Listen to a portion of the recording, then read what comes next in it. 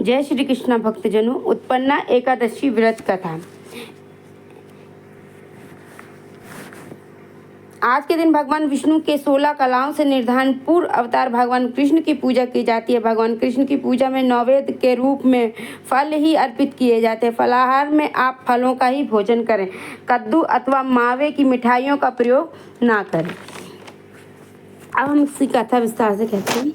नैमिषारण्य तीर्थ में 88,000 ऋषियों को मर्म मुनियों से सूत जी ने कहा, हे ऋषि, द्वापर युग में धर्मराज युधिष्ठिर ने भगवान कृष्ण से पूछा कि हे प्रभु, कृपा करके एकादशी व्रतों की विधि, इसके महत्व तथा उनके प्राप्त होने वाले फलों के बारे में विस्तार पूर्वक बताइए। हे देवकी नंदन, एकादशी व्रत में किस देवता का पूजन किस प्रकार करना चाहिए, कौन कौन से कार्य तथा कौन कौन से कार्य नहीं करने चाहिए, इसके बारे में मुझे स्पष्ट रूप से बताने की कृपा करें। आपसे हमारा और भविष्य में आगे आने वाली पीढ़ियों का कल्याण होगा, अतः आप इसके बारे में हमें पूर्ण जानकारी देने की कृपा करें। युधिष्ठिर ने भगवान युधिष्ठिर के इन वचनों को सुनकर मंद मंद मुस्कुराते हुए भगवान कृष्ण ने कहा, हे युधिष्ठिर, तुम्हारा प्रश्न अत्यंत उत्तम है और परोपकारी है, अतः ध्यान से मेरी बातों को सुनो। शास्त्रों के अनुसार हेमंत ऋतु में मार्गशीर्ष अर्थात अगन मास के शुक्ल पक्ष की एकादशी अर्थात 11 को एकादशी का जन्म हुआ था। यही कारण है कि उत्पन्ना एकादशी से ही प्रारंभ किया जाना चाहिए। एकादशियों का व्रत महान कल्याणकारी देवी एकादशी के जन्म की कथा सुनने से पहले मैं तुम्हें इन व्रतों का विधान बताता हूँ, जिसे तुम ध्यान पूर्वक सुनो और प्रत्येक एकादशियों में इसी व्रत का विधान का हमें पालन करना चाहिए। भगवान कृष्ण ने आगे बोला, हे कुंती पुत्र, एकादशियों के व्रत में अन्न खाने की पूरी तरह से निषेध है, अतः दशमी को सायंकाल भोजन करने के बाद मुख में दातून आदि से भली प्रकार साफ करें, जिससे दांतों में किसी प्रकार का अन्न फंसा न रह जाए। रात्रि में कुछ भी खाना पीना नहीं चाहिए और अधिक बोलना तथा स्त्री प्रसंग भी वर्जित है। एकादशियों को प्रातः काल 4 बजे उठकर सर्वप्रथम व्रत का संकल्प करें। व्रत के संकल्प के वाक्य इस प्रकार हैं। सबसे पहले अपना नाम लें, जो वार हो उसका नाम लें, अपना गोत्र का नाम उच्चारण करें।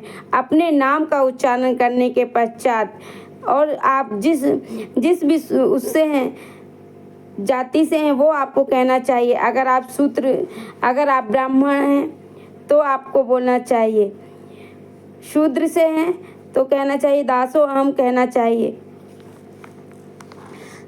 सकल जन्मांतर रंजित पाप तेषा शर्म नार्थम एकादशी व्रत अहम करिष्यामि, इस प्रकार से हमें व्रत का संकल्प लेना चाहिए। तब इसके पश्चात शौच आदि से निर्वृत्त होकर नदी, तालाब, बावड़ी अथवा कुएं में जाकर इस मंत्र को स्वतः करते हुए अपने शरीर पर मिट्टी लगाकर स्नान करना चाहिए। मंत्र कौन सा? अश्वकांते रशकांते विष्णुकांते वसुधरे उदत तापी धरोहरेण कृष्णेन सहस्त्रबाहुना मृत के हर में पापम यन्माया पूर्व संचितम त्वा हतेन पापेन गच्छामि परमागतिम। इस मंत्र का जाप करने के बाद तत्पश्चात व्रत करने वाला नित्य क्रियाओं से निर्वृत्त होकर स्नान करे। यह एकादशी का पवित्र व्रत चोर, पाखंडी, पर नारी, गामी, निंदक, मिथ्यावादी और किसी भी पाप करने वाले पुरुष व स्त्री को नहीं करना चाहिए और ना ही एकादशी व्रत करने वालों को ऊपर बताए दुर्गुणों वाले व्यक्तियों के साथ बात करनी चाहिए। यदि भूल से ऐसे लोगों से वार्तालाप की जाए तो प्रायश्चित के रूप में भगवान सूर्यदेव के दर्शन करने से यह पाप दूर हो जाता है। स्नो उपरांत धूप दीप नैवेद्य, भगवान को स्नान कराने के बाद धूप दीप नैवेद्य आदि 16 वस्तुओं से श्री भगवान विष्णु का पूजन करें और रात्रि को दीपदान करें। यह श्रेष्ठ कर्म सच्चे हृदय से और भक्ति तथा श्रद्धा के साथ युक्त होकर करना चाहिए। रात्रि में सोना नहीं चाहिए, स्त्री प्रसंग नहीं करना चाहिए। स्त्री एकादशी की समस्त रात्रियों में भजन, कीर्तन, मनन, सत्संग आदि करना चाहिए। भले ही पहले कभी जाने या अनजाने जो आपसे पाप हो गए उनके लिए प्रभु से क्षमा मांगनी चाहिए। गुणवती और धर्मात्मा स्त्री पुरुषों को चाहिए कि कृष्ण पक्ष तथा शुक्ल पक्ष दोनों ही एकादशियों को समान समझे। ऊपर लिखी विधियों के अनुसार एकादशी का व्रत करने वाले भाग्यशाली पुरुष वह स्त्री मनचाहा फल प्राप्त करते हैं। शंखो द्वार तीर्थ में स्नान करने के पश्चात श्री भगवान विष्णु के दर्शन करने से जो फल प्राप्त होता है वह एकादशी व्रत के 16वें भाग के समान नहीं है, ऐसा शास्त्रों का मत है। यद्यपि व्यक्तिपात के दिन दान करने से लाख संक्रांति में दान करने के पुण्य से 4 गुना फल प्राप्त होता है, एकादशी व्रत प्राप्त होता है। सूर्य चंद्र ग्रहण के कुरुक्षेत्र में स्नान करने से जो फल प्राप्त होता है वही फल एकादशी के व्रत से प्राप्त हो जाता है। अश्वमेध यज्ञ करने 1000 तपस्वियों को 60,000 वर्ष तक भोजन कराने तथा पंडितों और ब्रह्मचारियों को भोजन कराने से भी 1000 गुना पुण्य कन्या दान से तथा भूमि के दान से होता है। उनसे 100 गुना पुण्य विद्या दान करने से होता है और विद्या दान से 100 गुना पुण्य भूखों को भोजन कराने से प्राप्त होता है। अन्य दान से ही देवता तथा पितृ दोनों ही तृप्त हो जाते हैं, पर एकादशी के व्रत का पुण्य सबसे बढ़कर 1000 यज्ञों से भी अधिक एकादशी के व्रत का पुण्य होता है। एकादशी के व्रत का प्रभाव देवताओं को भी दुर्लभ है। रात्रि को जो प्राणी भोजन करते हैं उन्हें एकादशी का व्रत का आधा फल प्राप्त होता है। जो दिन में एक बार भोजन करने वाले को उसका भी आधा फल प्राप्त होता है, परंतु निर्जला एकादशी व्रत करने वालों को जो पुण्य फल प्राप्त होता है उसका तो वर्णन देवता भी करने में असमर्थ है। भगवान श्री कृष्ण के मुख से यह सब बातें सुनकर धर्मराज युधिष्ठिर ने हाथ जोड़कर बोले, हे भगवान, आप हजारों यज्ञ तथा लाख गौओं के दान से भी एकादशी का व्रत का महत्व बताते हैं, सो कृपा करके अब यह बताने की कृपा करें कीजिए कि यह तिथि सब तिथियों में उत्तम क्यों मानी जाती है। इसको जानने से मेरी बड़ी अभिलाषा है। युधिष्ठिर की बात सुनकर भगवान कृष्ण बोले, हे युधिष्ठिर, सतयुग में मुर्मुक नामक एक भयंकर दैत्य था। वह बड़ा ही बलशाली और भयंकर था। उस भयंकर और प्रचंड शक्तिशाली दैत्य इंद्र इत्यादि वसु, वायु, अग्नि आदि समस्त देवताओं को पराजित करके स्वर्ग से भगा दिया। तब इंद्र सहित सब देवताओं ने भयभीत होकर भगवान उमापति भोले शंकर को अपने दुखों का कारण बताया। उस भयंकर दैत्य का वृत्तांत यह कह सुनाया। देवता हाथ जोड़कर कैलाशवासी अविनाशी मूर्म दैत्य के भय से भयभीत होकर समस्त देवी देवता बेचैन हुए और मृत्युलोक में मारे फिर रहे थे। समस्त सुर समाज को बेचैन देखकर उनकी अन्य विनय सुनकर भगवान भोले भंडारी बोले कि हे देवताओं, तीनों लोगों के स्वामी, भक्तों के समस्त दुखों का विनाश करने वाले भगवान विष्णु के शरण में जाओ। वे ही तुम्हारे इस महान कष्ट का निवारण करेंगे। भगवान शिव जी की यह बात सुनकर इंद्रादि समस्त देवता एक चित्र होकर क्षीर सागर, जहाँ शेष नाग की शैया पर भगवान कमलापति शयन कर रहे थे, वहां पहुंचे। वहां पहुंचकर भगवान विष्णु को सोते समय देखकर सभी देवता हाथ जोड़कर नतमस्तक होकर स्तुति करके और विनती करने लगे। देवताओं ने कहा कि शंख चक्र गदा पद्म तथा वन मालाओं से अलंकृत देवादिदेव, हे देवता द्वारा स्तुति करने योग्य आपको कोटि प्रणाम है। सुर नर मुनि जन की रक्षा करने वाले महाप्रभु, आपको बारंबार नमस्कार है। हे दया के धाम प्रभु, आप मेरी रक्षा कीजिए। दैत्यों से भयभीत होकर हम आपकी शरण में आए हैं। आप ही समस्त ब्रह्मांड के कर्ता, अधर्ता और माता पिता हैं। आप ही उत्पत्ति और पालन संहार करने वाले, समस्त शांति प्रदान करने वाले, आकाश और पाताल में आप ही हैं। आप ही हम सबके पितामह, सूर्य चंद्र अग्नि वायु ब्रह्म, हव्य काव्य मंत्र जप यज्ञ कर्म करता और भोक्ता भी आप ही हैं। आप सर्वव्यापक हैं। आपके अतिरिक्त चर अचर कुछ भी नहीं है। हे महाप्रभु, दैत्य मूर्म ने हमें पराजित करके स्वर्ग से बाहर भगा दिया है। सब देवता इधर उधर मारे फिर रहे हैं। सो हे मधुसूदन, आप उन दैत्यों से हमारी रक्षा कीजिए। देवताओं की यह विनती सुनकर भगवान कमलापति बोले, हे सुरो, मेरा ऐसा मायावी दैत्य कौन है?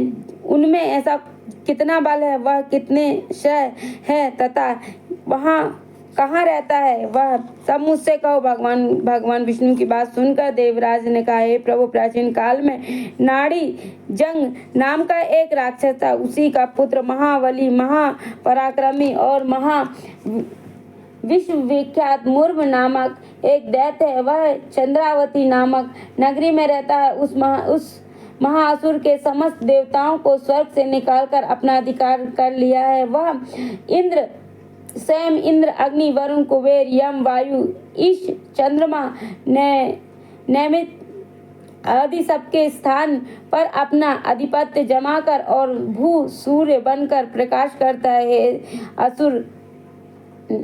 हे असुर निंदक, उस दैत्य का संहार करने पर हम देवताओं की रक्षा कीजिए। हम सब आपकी शरण में हैं। इंद्र के यह वचन सुनकर भगवान कमलापति बोले, हे देवताओं, तुम ना घबराओ, मैं शीघ्र ही तुम्हारे शत्रु संहार करूंगा। तुम सब चंद्रावती नगर को चलो। समस्त देवताओं सहित भगवान विष्णु की चंद्रावती नगरी को चल। उस समय दैत्यराज मुर्म दैत्य सेना सहित युद्ध भूमि में बड़े अभिमान से गरज रहा था। उस महादैत्य को घोर गर्जना को सुनकर सब देवता भयभीत होकर चारों दिशाओं को भाग खड़े हुए। उस देखकर स्वयं भगवान विष्णु रणभूमि में पहुंचकर भगवान कमलापति को रणभूमि में देखकर दैत्य दल के नाना प्रकार के अस्त्र शस्त्रों से भगवान विष्णु पर प्रहार किया। भगवान ने यह देखकर अपने तीखे बाण छोड़े और नागों की तरह लहराते हुए जाकर दैत्यों के अंगों को विदीर्ण करने लगे। सभी दैत्य उनके हाथों से मारे गए। केवल दैत्यराज मुर ही जीवित बचा था। दैत्यराज मुर अवचिल भाव से भगवान के साथ युद्ध करता हुआ देख सुर समाज दैत्य बेचैन होने लगा। भगवान को जो क्षीण बाण उसके शरीर में मारते उसके अंगों से पुष्पों के समान लगते। शास्त्रों के उस महादैत्य का शरीर छिन्न भिन्न हो गया, परंतु वह फिर भी युद्ध करता रहा। तत्पश्चात भगवान और दैत्य मल युद्ध होने लगा। इस प्रकार 10,000 वर्ष तक दोनों युद्ध हुआ, परंतु महाबली दैत्य फिर भी पराजित नहीं हुआ। तब भगवान ने मुर दैत्य से लड़ते हुए थक करके बद्रिका आश्रम चले गए। वहां पर हेमवती नाम की एक सुंदर गुफा थी। विष्णु भगवान उस गुफा में विश्राम करने लगे। वह गुफा 12 योजन लंबी और उसका एक द्वार था। दैत्यराज मुर की भगवान का पीछा करते हुए उस गुफा में पहुंचा। वहां दैत्य भगवान विष्णु को सोया देखकर उस दैत्य ने भगवान विष्णु को सोया देखकर उन्हें मारने को उद्युक्त हुआ। वह अभी मारने का प्रयत्न करने ही जा रहा था कि उसी क्षण विष्णु भगवान के शरीर से एक अत्यंत तेजस्वी तथा अत्यंत प्रभावशाली उस अस्त्र धारण किए हुए एक कन्या उत्पन्न हुई। उस कन्या के बल का पराक्रम देखकर आश्चर्यचकित हुआ मुर उसके साथ युद्ध करने लगा। उस कन्या के युद्ध कौशल, पराक्रम तथा वीरता को देखकर दैत्य ने विचार किया कि इस कन्या को इतना भयंकर युद्ध करना किसने सिखाया। यह तो बड़ा भयंकर युद्ध करती है। वह अभी विचार ही कर रहा था कि उस प्रभावशाली देवी ने एक ऐसा बाण मारा कि उस दैत्यराज का रथ टूटकर चूर-चूर हो गया। देवी ने उसके रथ अस्त्र शस्त्र को काटकर टुकड़े टुकड़े कर दिया। अब भयंकर दैत्यराज मुर्म मल युद्ध करने लगा, परंतु देवी ने धक्का मारकर उसे मूर्छित कर दिया। जब वह दैत्य मूर्छा में से जागा तो कन्या ने उसका सिर काट दिया। इस प्रकार वह दैत्य पृथ्वी पर गिरकर मृत्यु को प्राप्त हो गया। बाकी दैत्य भयभीत होकर पाताल लोक को भाग गए। जब भगवान विष्णु की निंद्रा टूटी तो उन्होंने मुर दैत्य के कटे हुए सिर तथा दोनों हाथ जोड़कर खड़ी हुई एक कन्या को देखा। भगवान उस कन्या से पूछने लगे कि हे देवी, जिस दैत्य के भय से इंद्रादिक सब देवता भयभीत होकर स्वर्ग को छोड़कर भाग गए हैं, किसने मारा? वह कन्या कहने लगी, भगवत आप जब निंद्रा में थे तब वह दैत्य आपको मारने के लिए उद्यत हुआ। उस समय आपके शरीर से उत्पन्न होकर मैंने उस दैत्य का वध किया। यह सुनकर भगवान बोले, हे देवादि, तुमने इस दैत्य को मारकर देवताओं पर महान उपकार किया है, अतः तुम इच्छा अनुसार वर मांगो। तब वह देवी बोली, भगवान यदि आप मुझको वर देना चाहते हैं तो यह वर दीजिए कि जो मेरा व्रत करे उसके सब पाप नष्ट हो जाए और वह अनंत में मोक्ष को प्राप्त हो। रात्रि को भोजन करने वाले को आधा फल, एक बार भोजन करने को भी आधा फल। जो मनुष्य भक्ति पूर्वक मेरे व्रत को करे वह निश्चय ही आपके लोक को प्राप्त हो। जो कोई मेरे व्रत में एक बार भी भोजन ना करे उसको धर्म धन युक्त मुक्त प्रदान प्राप्त हो। भगवान ने कहा कि हे कल्याणकारी, ऐसा ही होगा। मेरे और तुम्हारे भक्त एक ही होंगे और वे जीवन में सभी सुखों को प्राप्त तथा अंत में मेरे लोक को प्राप्त होंगे। क्योंकि तुम एकादशी को उत्पन्न हुई हो इसलिए तुम्हारा नाम एकादशी होगा। तुम मुझको सब तिथियों से प्रिय हो, इस कारण तुम्हारे व्रत का फल सभी तीर्थों से अधिक फलदायी होगा। भगवान के ऐसे उत्तम वचनों को सुनकर वह देवी बोली, अत्यंत प्रसन्न हुई। भगवान कृष्ण ने आगे कहा, हे दुष्ट सब व्रतों में एकादशी का व्रत सर्वश्रेष्ठ है। एकादशी का व्रत करने वालों को मोक्ष पद देता हूँ, उनके शत्रुओं का नाश करता हूँ, समस्त विघ्नों को नष्ट कर देता हूँ। यह मैंने एकादशी की उत्पत्ति का सब वृत्तांत बताया है। एकादशी पापों को नष्ट करने वाली तथा सिद्धि देने वाली है। जो मनुष्य इस एकादशी का महत्व को पढ़ता है अथवा सुनता है उसके यश में यज्ञ के फल प्राप्त होता है। वह करोड़ों वर्ष तक विष्णु लोक में वास करता है और वहाँ भी उसका पूजन होता है। जो मनुष्य एकादशी महत्व के चौथाई भाग को पढ़ता है उसके भी सभी पाप नष्ट हो जाते हैं। धर्म वैष्णव धर्म के समान अन्य कोई धर्म नहीं है और एकादशी के व्रत के समान दूसरा कोई व्रत नहीं है। बोलो श्री हरि नारायण विष्णु भगवान की जय, माता लक्ष्मी की जय, राधा रमन लाल की जय, बाल गोपाल कृष्ण की जय, शालिग्राम तुलसी मैया की जय।